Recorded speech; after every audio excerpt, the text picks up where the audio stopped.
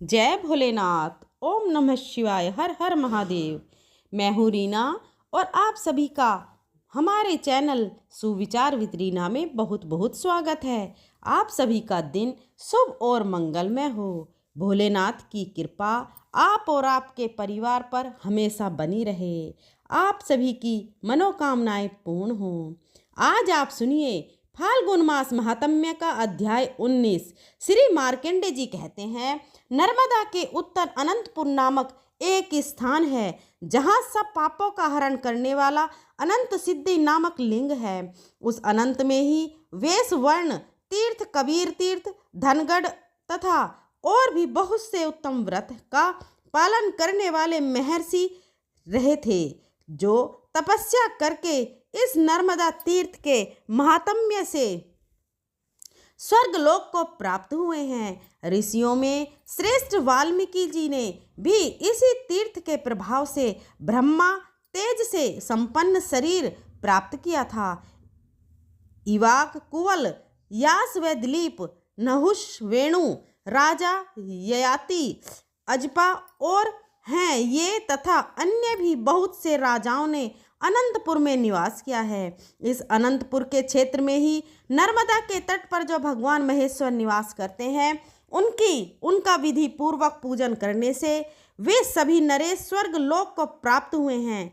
परियका पर्वत से पश्चिम जहाँ तक अनंतपुर का क्षेत्र है वह परम शुभ है। इसके भीतर जिनकी मृत्यु होती है वे दान धर्म से रहित हो तो भी 14 इंद्र के समान तथा स्वर्ग लोक में प्रतिष्ठित होते हैं। इसके बाद द्वीप सावर नामक उत्तम तीर्थ है जो व्यास तीर्थ कहलाता है। वहाँ स्नान करके मनुष्य अश्वमेघ यज्ञ का फल पाता है। वह इच्छानुसार उत्तम फल देने वाला श्रेष्ठ तीर्थ है। द्वीप पेसर में स्नान करके जो वृषभ दान करता है वह स्वर्ण महिमा से स्वर्ग लोक में जाता है। जो मनुष्य कार्तिक के कृष्ण पक्ष की चतुर्दशी तिथि को उपवास करके इंद्रियों को संयम में रखते हुए वहां भगवान शिव को स्नान कराता है, वह सब पापों से मुक्त होकर रुद्र लोक में सम्मानित होता है। ब्रह्मा आदि संपूर्ण देवता और तपोधन ऋषि व्यास तीर्थ में जाकर भावित आत्मा भगवान शंकर की स्तुति करते हैं।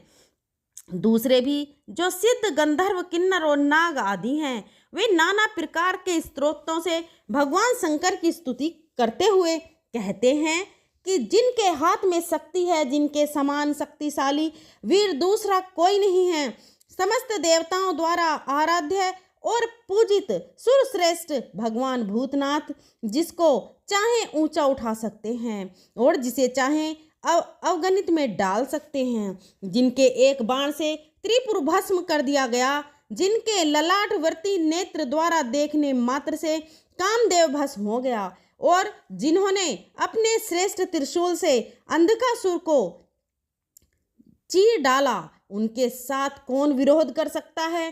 जिन्होंने अपनी जटा के अग्रभाग में जल राशि की उत्ताल लकड़ी होकर गिर पड़ा था, जिन्होंने समस्त देवताओं और असुरों के समक्ष दक्ष के यज्ञ का क्षण भर में विध्वंस कर डाला था, जिनके लिंग विग्रह के पूजन से मनुष्य मनोवांछित फल प्राप्त करता है, उन भगवान शंकर के समान यह उनसे बढ़कर दूसरा कौन देवता है, जो विधि पूर्वक महादेव जी की आराधना करके यश, याति, शक्ति इत्यादि स्तोत्र का प्रातः काल प्रयत्न पूर्वक पाठ का स्मरण करता है, वह भगवान शंकर का पार्षद होता है।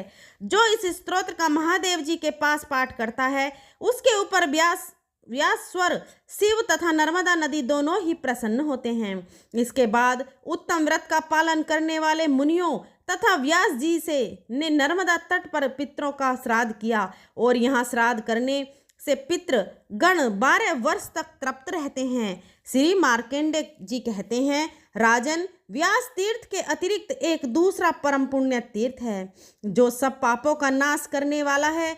वहाँ अश्वमेघ यज्ञ से प्रकट हुई वराना नदी बहती है। वहाँ नर्मदा और वराना के संगम में स्नान करने से अश्वमेघ यज्ञ का फल मिलता है। स्त्री हो या पुरुष सभी वहाँ स्नान करने से रोग मुक्त हो जाते हैं।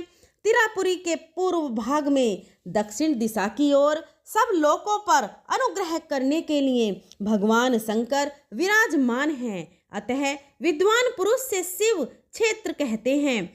सूर्य ग्रहण के समय इस शिव क्षेत्र को कुरुक्षेत्र के समान बताया गया है।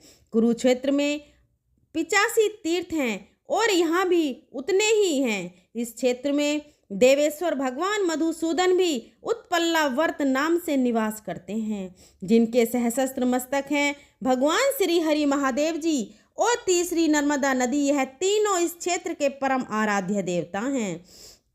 राजन, इंद्र आदि देवता भी नर्मदा नदी की महिमा का क्या वर्णन कर सकते हैं।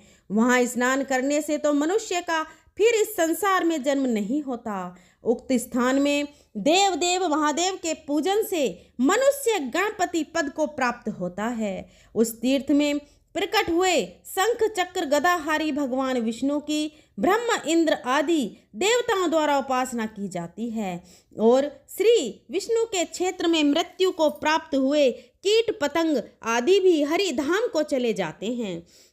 मनुष्य अपने वंश में हो या परवर्ष हो, जो संगम तीर्थ में प्राण त्याग करता है, वह 100,000 वर्षों तक विद्या भर लोक में राजा होता है। हे युधिष्ठिर, जो यहाँ तिल और जल से पितरों का तर्पण और पिंडदान करता है, उसके पितर तृप्त होकर परम गति को प्राप्त होते हैं। एकादशी को निराहार रहकर गंध और पुष्पों से भगवान श्री विष्णु का पूजन करें। रात में जागकर दीप जलाएं। फिर द्वादशी को पंचगव्य लेकर हविष्यान से पारण करें। पारण के पूर्व ब्राह्मणों को भोजन कराकर दक्षिणा दें। जो मनुष्य पवित्र एवं एकाग्र चित्त होकर उस क्षेत्र में ओम नमो भगवते वासुदेवाय इस 12 अक्षर मंत्र का जाप करता है, वह फिर गर्भ में नहीं आता है और उसका कभी जन्म भी नहीं होता। वह अपने अनेक जन्मों के भयंकर पापों को उसी प्रकार तत्काल भस्म कर देता है, जैसे आग रुई के ढेर और सूखे काठ को जला देती है। हे महाभाग्य, इसके बाद नर्मदा के उत्तर तट पर परम उत्तम कपिला तीर्थ है, जो सब पापों को हरने वाला है।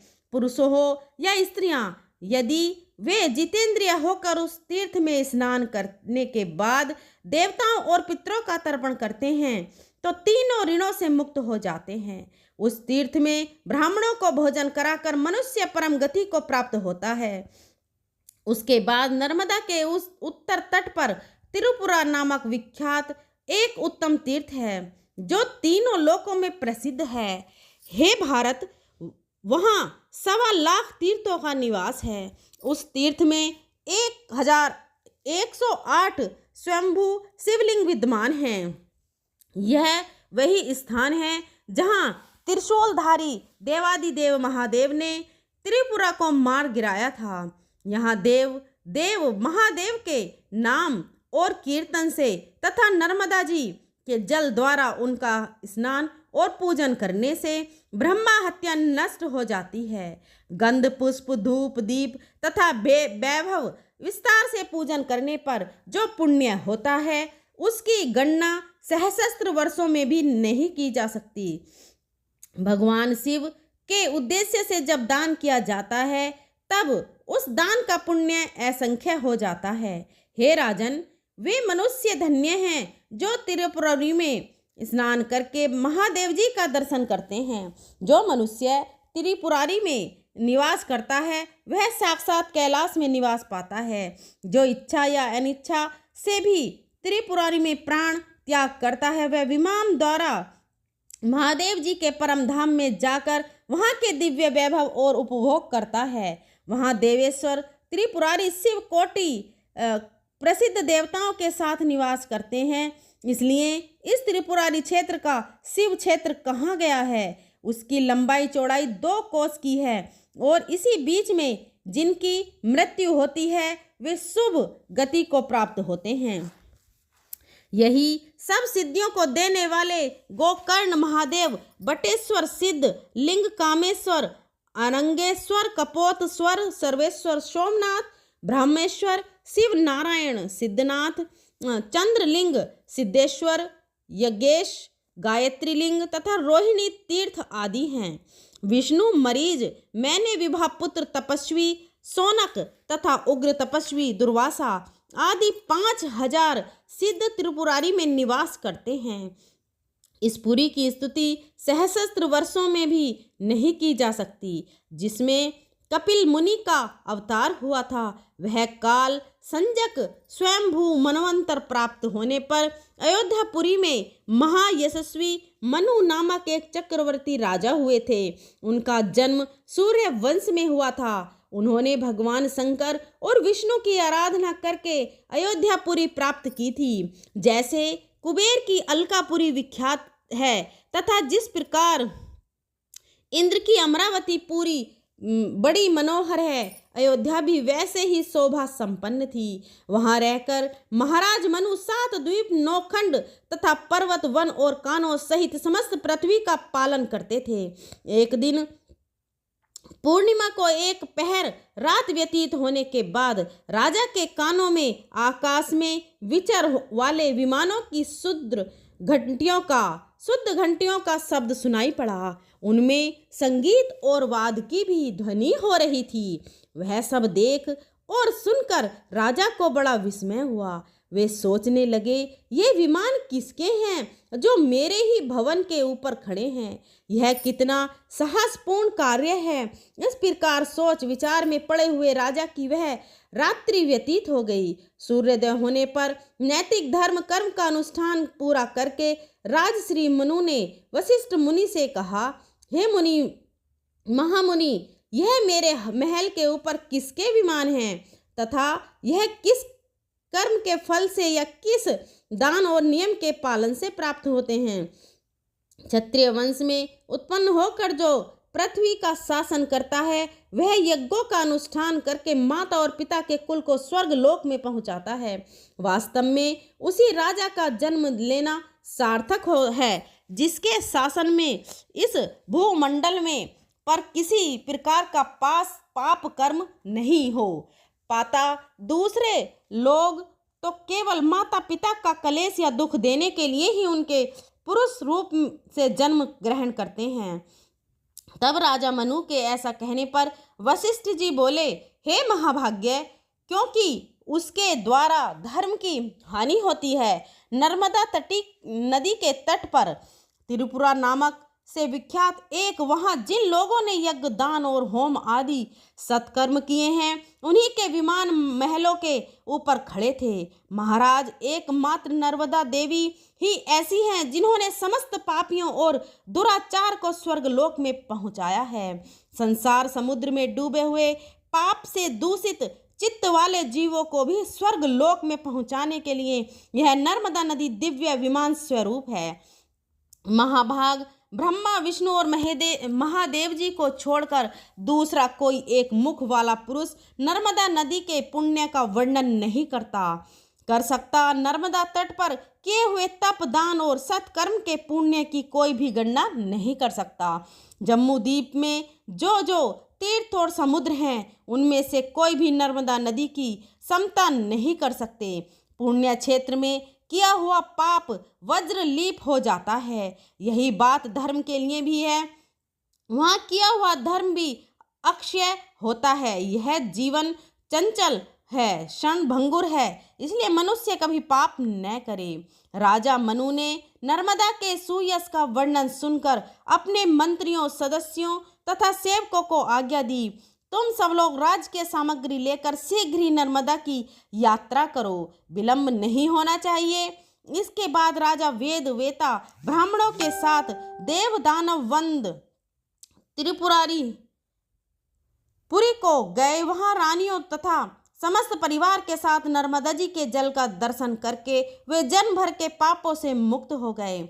उस तीर्थ में विधि पूर्वक स्नान करके देवताओं और पितरों का तर्पण करने के बाद राजा ने चंदन और पुष्प आदि से महादेव जी की पूजा की और नर्मदा के तट पर 10 योजन का विशाल यज्ञ मंडप निर्माण कराया। उत्तम व्रत का पालन करने वाले, यज्ञ कर्म कुशल, चारों विद्याओं के ज्ञाता तथा वेदज महर्षि एवं ब्राह्मण उस यज्ञ के लिए निमंत्रित किए गए। जैसे पुष्कर तीर्थ ब्रह्मा, विष्णु और शिव तीनों देवताओं का स्वरूप है, उसी प्रकार यह त्रिपुरारी तीर्थ भी है। वहाँ राजा ने परम उत्तम अश्वमेध यज्ञ प्रारंभ किया। उस यज्ञ में संपूर्ण देवताओं का आह्वान किया गया। देवताराज इंद्र भी पधारे थे। मनो ने अर्घ्यपाद, मधुपर्क और विटर आदि देकर सबको संतुष्ट किया। वेदोक्त विधि के अनुसार यज्ञ का कार्य पूर्ण हुआ। ब्राह्मणों को वैभव के अनुसार दक्षिणा देकर प्रसन्न किया गया। देवता, पितर और मनुष्य सभी तृप्त होकर परम गति को प्राप्त हो गए। ब्रह्मा, विष्णु और शिव राजा को वरदान देकर अपने अपने लोक को चले गए। इस तीर्थ में किया हुआ तप और दान सब कुछ अक्षय होता है। इस प्रकार तेजस्वी महाराज मनु का यज्ञ सब पूरा हो गया। तब उन्होंने हाथ जोड़कर नर्मदा जी से कहा, देवी, केवल सहस्त्र चांद्रायण और सैकड़ों सोम याग का जो फल है वह तुम्हारे फल का पान करने मात्र से होने वाले पुण्य की समता नहीं कर सकता। तुमने संपूर्ण जगत को तथा समस्त चराचर जीवों को व्याप्त कर रखा है। जैसे आग रुई के ढेर को जला देती है, उसी प्रकार तुम्हारा जल स्नान, आवाहन, पान, स्मरण और कीर्तन करने से मनुष्य के अनेक जन्मों के पाप जलकर भस्म हो जाते हैं। देवी, तुम पितरों के हित की कामना से स्वर्ग की सीढ़ी बनकर आई हो। चारों प्रकार के जीवों को स्वर्ग लोक में पहुंचाओ। नर्मदा लोक में जो कोई भी नदियां और नाना प्रकार के तीर्थ हैं, उन सब की जननी तुम ही हो।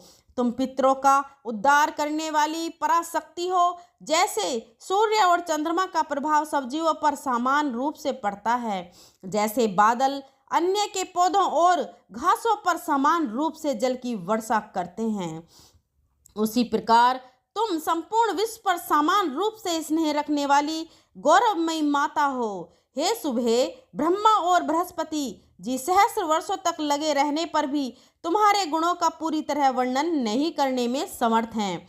अमित तेजस्वी मनो के द्वारा किए हुए इस स्तवन को सुनकर परम सौभाग्यनी जी नर्मदा देवी बोली, महाभाग, मैं तुम पर बहुत प्रसन्न हूँ। तुम कोई मनोवांछित वर मांगो।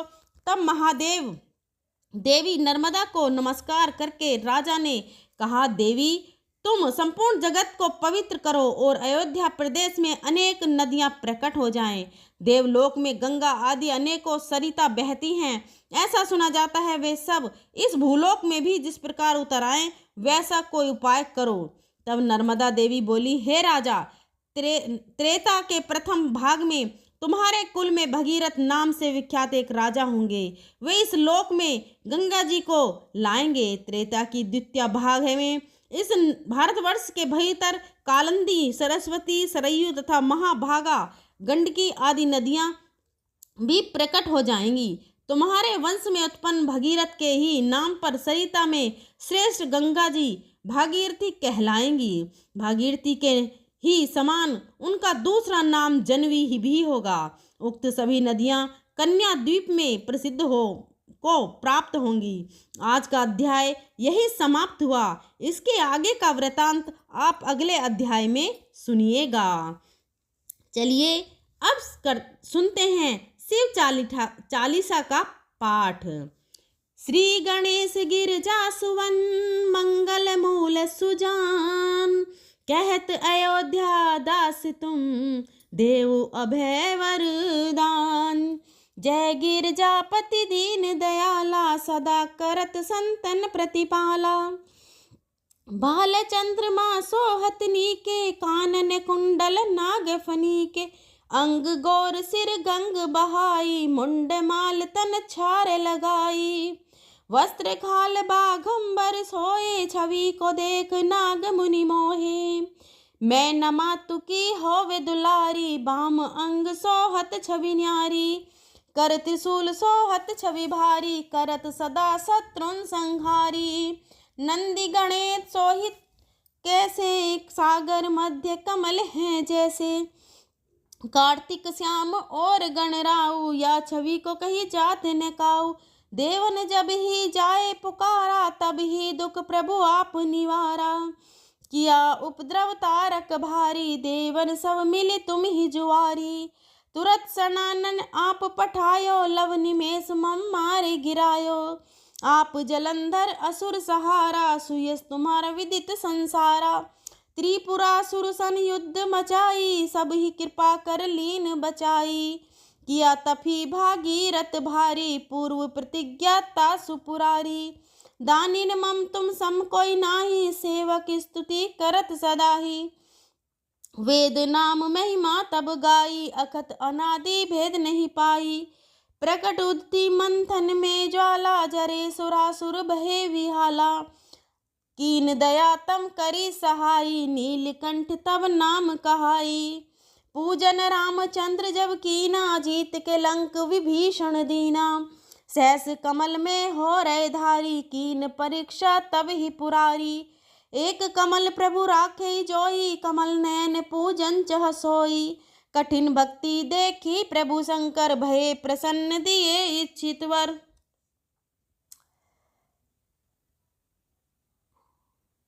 जय जय जय अनंत अविनाशी, करत कृपा सबके घटवासी। दुष्ट सकल नित मोहि सतावे, भ्रमित रहे मोहि चैन न आवे। त्राहि त्राहि में नाथ पुकारो, यही अवसर मोहि आने उबारो। ले त्रिशूल शत्रुन को मारो, संकट से मोहि आने उबारो। मातु पिता भ्राता सब कोई, संकट में पूछत नहीं कोई।